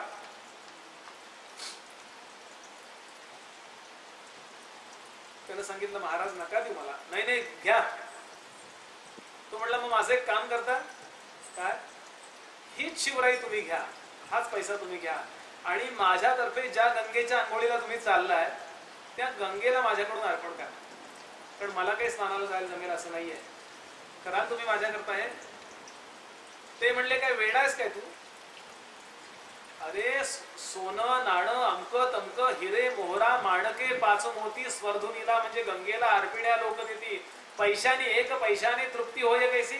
पैशाने कधी तृप्ती होते? ठेवतो नको देऊ तू, ठेव तुझ्या पाशी.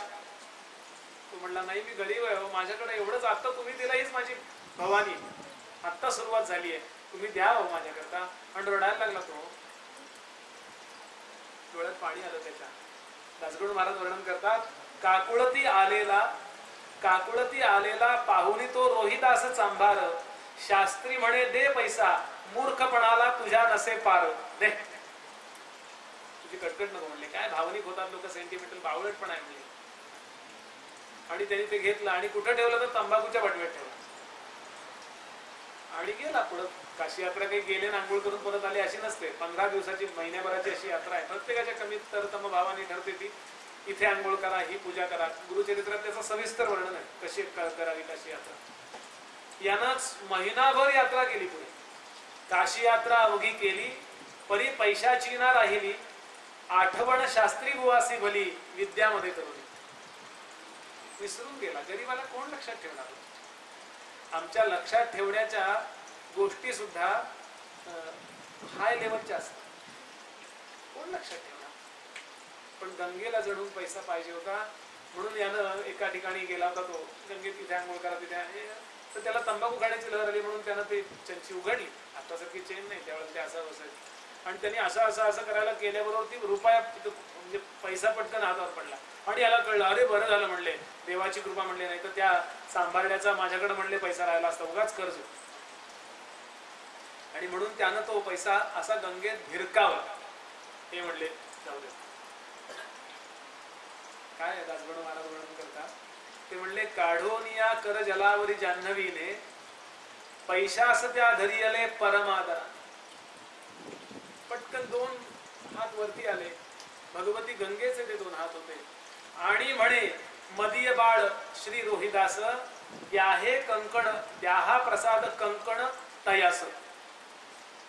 तिनं तो पैसा घेतला कारण प्रश्न पैशाचा नसतो, प्रश्न त्याच्या पाठीमागे असणाऱ्या भावाचा असतो. तसा तर विचार केला तर सुदामदेवापेक्षा मी जास्त पोहे देऊ शकतो ना कृष्णाला. 10 पोती मी पोहे देऊ शकतो कृष्णाला. पण देणार आहे मला सोन्याची नगरी. सोन्याच्या नगरी करता त्यांना केलंच नव्हतं ते. भाव, भगवंत फक्त भाव पाहतो.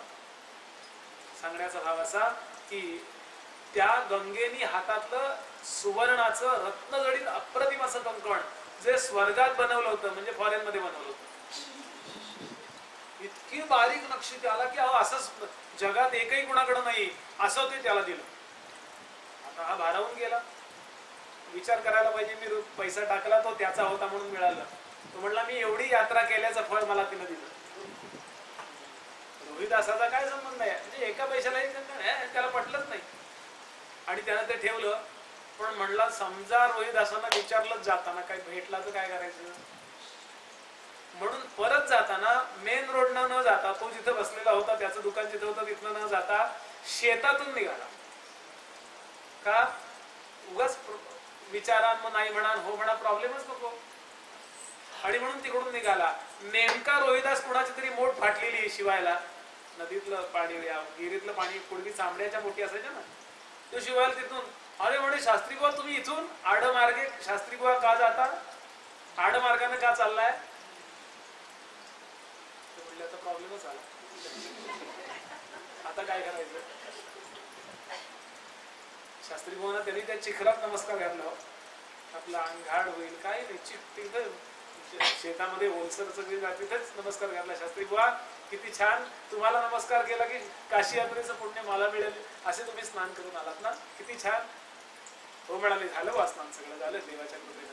शास्त्री बुवा माझी वस्तू दिली गंगेला, म्हणले परत निघालो त्या दिनी पैसा तव मी जलात सोडी आला. म्हणले पण त्याबद्दल गंगेनं मला काही दिलं, परी त्याबद्दल द्याया गंगेने तुझा प्रसाद नाही दिला. अरे लोक इतकं देतात, गंगा काय देतीये, अरे पाणी सोडून काय आहे तिच्या जवळ द्यायला, त्याच आपण जेवण खाण करतो ना, ते पीक उगवतं तिच्या कृपेनेच उगवतं. काय म्हणले काही नाही दिला. शास्त्री बुवा खरं सांगा असं होणार नाही, मी जर मनापासून जर दिला असेल तर ती पण माझ्याकरता काहीतरी देणारच की. रडायला लागला तो, डोळ्यात पाणी आलं त्याच्या. हे म्हणे काही नाही दिलं, ब्राह्मण कधी खोटं बोलेल का, तो म्हणला तेच मला म्हणायचं.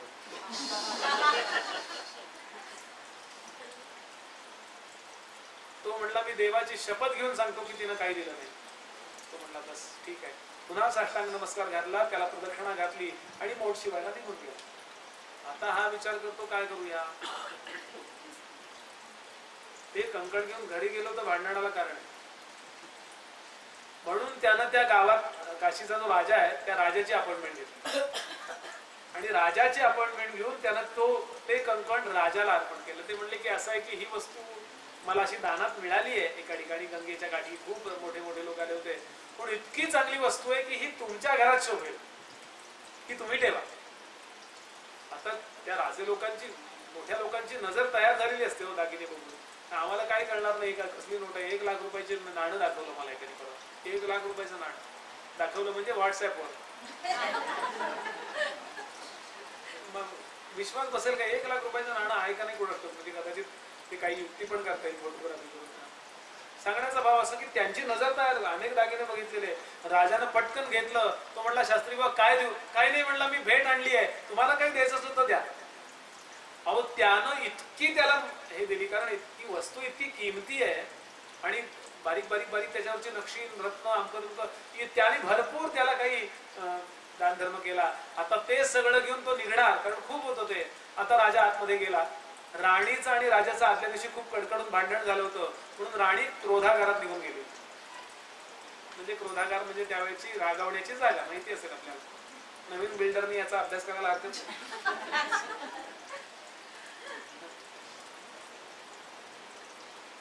हा म्हणला दार उघडती, म्हणली अजिबात उघड, तू फक्त दार उघडणी मी आणलेली वस्तू बघ, ती वस्तू बघ फक्त, आणि बायका तुला नाही आवडली तर परत दार लावून घे. तिनं दार उघडलं, यानं बाहेरून सूर्यकिरण आलेले तो चमकणारा ते कंकण दाखवलं. ती धावत धावत धावत आली आणि ते कंकण पटकन घेतलं. राज्ञीने अति आतुरते त्या कंकणाला करी घातिले, आपल्या हातात घातलं आणि पटकन राजाला मिठी मारली. राग गेला. आलिंगुनी म्हणे नृपा प्रती, तुझे द्याहो गडे लवकरी. किती छान केला राज माझा, दुसरं कुठं आहे? म्हणला दुसरं एकच आहे, शक्यच नाही. म्हणला जगात असं सोनार नाही जोडीशिवाय कंकण बनते. कुणाला दिलं बोला. परत जाते मी परत क्रोधागारात. आता मगाशी जरा तरी कमी होता, आता इतकी संतापली. आता राजाने त्या भटाला धरलं. ते म्हणले दुसरं कंकण पाहिजे. तो म्हणला शक्य नाही. ते म्हणले प्राणाला मुक्षील. पण माझी तशीच अवस्था झाली. नाही हो करत शेवटी राजाने सांगितलं 8 दिवसाची मुदत देतो, दुसरं कंकण घेऊन ये, नाहीतर तुला ठार मारणार. काही इलाज नाही, ब्रह्महत्येचं पाप शिरावर घेऊन. म्हणला बायकोपेक्षा ब्राह्मण मारलेला परवडला. म्हणला ती म्हणला असा. तो म्हणला आणि 2 सैनिक त्याच्याबरोबर दिले. आता हा निघाला. आता काय दुसरा पर्याय काय? एक तर मरणे, नाही तर अभिमान विसर्जन करून रोहिदासाला शरण जाणे. स्वतःच्या विद्वत्तेचा अभिमान विसर्जन करणे. रोहिदासाच्या दारात ब्राह्मण उभा. रोहिदास पुन्हा बाहेर आला, पुन्हा वंदन. महाराज कशाला आला? किती छान. तो म्हणला गंगेनं खरं वास्तविक तुला कंकण दिलं होतं, पण ते मला दिलं असा माझा मी समज करून घेतला, कारण मी फार पुण्यवान आहे असं मला वाटलं. आणि ते कंकण मी राजाला दिलं. आणि राजा दुसरं कंकण आणून दे, नाहीतर मी तुला ठार मारीन अशा अटीवरती बसलाय. तेव्हा परत 1 पैसा दे. परत मी गंगेवर जातो, परत गंगेत मी टाकतो, परत ती दुसरं कंकण काढून देईल. मग मी ते तिला नेऊन देतो, राजाला नेऊन देतो. रोहिदास म्हणाला शास्त्री बुवा, पहिला पाठवलेला डबा तुम्ही मला दिला नाही, शिदोरी दिली नाही, परत तुमच्यावर कोणी विश्वास ठेवील का? साधा मुद्दा आहे म्हणाले. तुम्ही जर माझ्यापर्यंत ते पोहोचवलं असतं तर कदाचित विश्वास ठेवला असता गंगेने, दुसरंही दिलं असतं. म्हणले मग मी मरू? तुम्ही नका मरू. वेदांची पूजा करणारे, वेदाकरता आयुष्य खर्च करणारे तुम्ही मरू नका. मी येतो राजाकडे. आणि त्या बरोबरच्या सेवेकऱ्यांनी सगळीकडे माहिती पसरवली की तो स्वतः चांभार येणार आहे आणि तो काढून येणार आहे कंकण. ही गर्दी हो. गंगेला कमी गर्दी होती मकर संक्रांतीला, राजाकडे भरपूर गर्दी. कंकण प्रकार. मुस्तफाला जास्त गर्दी असते की सांगा प्रवचनापेक्षा. येऊन उभा राहिला. राजाने विचारलं ब्राह्मणाला, अरे याला कशाला बोलत? तो म्हणला बोलू नका असं, हाच आपला सगळ्याचा उद्धार करणार आहे. हा खाली बसला, आपली धोपटी उघडली. काय प्रसंग घडला असेल कल्पना करा हो. आम्हाला हे अशक्य वाटतं. याचं कारण असं की आम्ही इतक्या दूर गेलो या भावावस्थेपासून की हे खरं असू शकतं याच्यावरतीच आमचा विश्वास नाही. आणि आपल्या घडी घालून ठेवलेलं पातेलं, चांबड्याचं घडी घातलं, उघडलं की ते पातेलं, आणि असं समोर ठेवलं. आणि राजाला म्हणाला, राजाच्या सेवेकऱ्यांना पटकन पाणी आणा म्हणाला. ते म्हणले कुठलं? गंगा, कुठलंही पाणी आणा. मन चंगा तो कटवती में गंगा. ही म्हण तेव्हापासून पडली. मन जर चांगलं असेल, मन गंगा ज्याची झाली त्या गंगा चहूकडे भरली. पटकन गंगा समोर ते कुठलं पाणी जे होतं ते त्यात घातलं आणि हात जोडले आणि सांगितलं, ज्याचं मन गंगेप्रमाणे निर्मळ आहे त्याला या जगातली सगळं पाणी गंगा आहे. हे जर खरं असेल तर प्रगट हो. आणि मला काहीच नको आहे. या वेद सेवा करणाऱ्या ब्राह्मणाचा प्राण जाऊ नये म्हणून ते जे पहिलं कंकण दिलंस ना, तसं दुसरं कंकण दे. म्हटल्यावर काय म्हणण्याचा अवकाश आहे हो. जे लोक स्वतः करता कधी चेक सोडत नाहीत ना, अशी अब्जावधी संपत्ती ज्यांची बँकेत आहे, बँका त्यांच्याकरता पायघड्या घालतात. एक सही फक्त करायचा अवकाश होता. ज्या क्षणाला त्याच्या मुखातनं फक्त वाक्य आलं की असं असं कंकण पाहिजे, त्या क्षणाला गंगा प्रकट झाली. झाली प्रकट गंगा. आणि शीतवसिता सुंदर असे वेलबुट्टीचे छान अंगावरती वस्त्र, पांढऱ्या रंगाची सुरेख सुरेख अशी साडी, आणि लोक दिपले, डोळे दिपले लोकांचे. आणि तिनं दिधले द्वितीय काढून कंकण श्री रोहिदास दासाला, रोहिदास भक्ताला पदिनत होता तो श्री गंगेने वरद हस्त तो ठेविला. चरणावर मस्तक ठेवलं. तो कंकण घेतलं, शास्त्री बुवांकडे दिलं. शास्त्री बुवांनी राजांकडे दिलं. राजा शेजारी राणी येऊन बसली होती. दुसरं कंकण मिळणार आहे म्हणल्यानंतर कशाला क्रोधागारात थांबली ती. तिच्या हातामध्ये कंकण मिळालं, पण सगळे भाव विभोर झाले. त्या राज्ञीनं ते कंकण बाजूला ठेवलं आणि प्रत्यक्ष भगवती गंगा, ज्या राज्यामध्ये आपण राजा आहोत, मी राणी आहे, तिथली देवी आमच्याकरता कधी प्रगट नाही झाली, पण या सर्वसामान्य चांभारा करता प्रगट झाली. त्या गंगेला नमस्कार करायला सगळेजण पुढे आले. गंगा सांगते, माझं पूजन करू नका, पूजन करायचं असेल तर माझ्या ह्या भक्ताचं करा. शास्त्री बुवा, तुम्ही चुकीचे वागला नसतात तर कदाचित याची योग्यता कळली नसती. तुम्ही चुकीचे वागलात, हे समाजावर उपकार केलेत बरं. आणि गंगा अदृश्य झाली. रोहिदासाकडे सगळेजण आले. राजाने पूजेची तयारी केली रोहिदासाच्या. रोहिदास सांगतो, महाराज कसली पूजा करता? धाड धाड जळणाऱ्या या 3.5 हाताच्या देहाची पूजा नका करू. पूजा हेची, पूजन हेची, श्री विठ्ठल बोलावाचे, भगवंताचं नाम घ्या आणि आपला प्रपंच आनंदात करा. कुठेही चुकीचं वागू नका. अभिमान देहाचा नाही धारण करायचा, अभिमान उपासनेचाही नाही धारण करायचा. अभिमान जर करायचा असेल तर मी भगवंताचा आहे आणि मी भगवंत माझा आहे, एवढे 2च अभिमान धारण करायचे असतात. आणि त्याचा परिणाम असा होतो, मी त्याचा आहे, पहिल्यांदा तो माझा आहे, नंतर मी त्याचा आहे, आणि त्याची तिसरी परिणती होते, तो आणि मी एक आहे. असे रोहिदास होऊन गेले. श्रोते होत्या, ब्राह्मणाच्याही लक्षात आलं, आपण नको तो अभिमान धारण करून बसलो, नाहीतर गंगेला न जाता आपल्याला भगवंताची कृपा झाली असती. असं आहे, गंगा पाप नाहीसा करते, शशी म्हणजे चंद्र ताप नाहीसा करतो. असं आहे, गंगा पापम शशी तापम. कल्पतरू नावाचा जो तरु जर आपल्याकडे असेल तर त्याला दैन्य राहत नाही, दैन्यन कल्पतरुस्थता. पण पापन तापंच दैन्यंच हरती संत किंवा साधू समागमहा. साधू आपला पापही नाहीसा करतो, तापही नाहीसा करतो आणि आपलं दैन्यही नाहीसा करतो. चला, आपल्या सगळ्यांच्या भाग्यानं श्रावण महिन्यामध्ये समर्थांच्या पादुका म्हणजे प्रत्यक्ष समर्थच इथं आले. छान लोक ते का. मी काल आपल्याला म्हणालो देणगी द्या, अमुक करत व्यवहाराचा भाग आहे. काही समर्थांना वैयक्तिक देणगीची गरज नाही. तो महापुरुष वैराग्याचा धारण करणार आहे. गडाची व्यवस्था चालवावी, तिथल्या अन्नदानामध्ये काही द्यावं म्हणून मी ते काय बोललो. जर खरंच करायचं असेल आपल्याला काही तर पादुकांवर छान डोकं टेका, असा नमस्कार करा. आपण कुणाचंही शिष्य असा, पण समर्थांचे अनुग्रह भेटण्याची काही गरज नाही. छान नमस्कार करा आणि समर्थांना म्हणावं, कसे रोहिदास होते, कसे हे सगळे संत होते, तुम्ही कसे होतात आणि आम्ही कसे आहे. आम्हाला केव्हा तरी प्रगती व्हावी, आमचा प्रपंचही धन्य करा, आमच्या मुलाबाळांचंही कल्याण करा आणि आमचंही कल्याण करा. मी आपल्याला एक खात्रीनं सांगतो गोष्ट, आपली प्रार्थना जर प्रामाणिक असेल तर समर्थांकडून होणाऱ्या कृपेमध्ये जराही कंजूषपणा नसेल, जराही कंजूषपणा नसेल. समर्थ म्हणाले, उपेक्षा कदा रामरूपी असेना, पण जीवा मानवा निश्चय तो वसना. प्रॉब्लेम इथं आहे, प्रॉब्लेम तिथं नाहीये. तो प्रॉब्लेम दूर करूया, छान नमस्कार करूया. उद्याच्याला जे प्रवचन आहे ते सकाळी 11:30 आहे. 10 वाजता भगवान गणेशांची छान पूजा, सहस्रावर्त आणि 11:30 पर्यंत हा कार्यक्रम आटोपल्यानंतर आरती झाल्यानंतर 11:30 ते 12:30 1च्या आत प्रवचन संपेल. 1 वाजता महाप्रसाद. असा एकूण उद्याचा कार्यक्रम आहे. जास्तीत जास्त लोकांनी या. परवाचं प्रवचन याप्रमाणेच 7 ते 8, 8:30, 8:45 पर्यंत आहे. जास्तीत जास्त लोकांनी परवाचं प्रवचन हे समारोपाचं प्रवचन.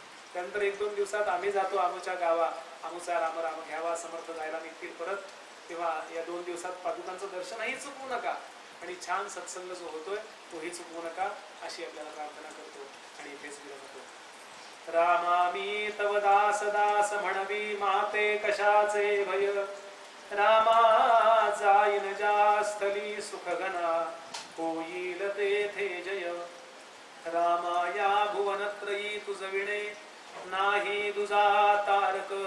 रामा तू सकलार्थ पूर्ण करिसी, तू तात मी बालक.